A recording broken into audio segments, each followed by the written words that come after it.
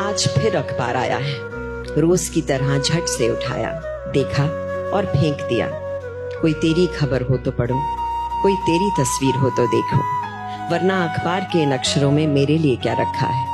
मेरे लिए दुनिया की खबर तुम्हीं से है। तुम हो इन अक्षरों में तो खबरें हैं, तुम हो इस दुनिया में तो दुनिया है। तुम्हारे सिवा कोई और खबर मैं क्या समझूं, तुम्हारे सिवा कोई और तस्वीर मैं क्या देखूं। आज फिर अखबार आया है, मेरी दुनिया से दूर बेकार की खबर लाया है। कभी तो तेरी तस्वीर यहाँ कहीं सजेगी, कभी तो तेरी खबर भी छपेगी।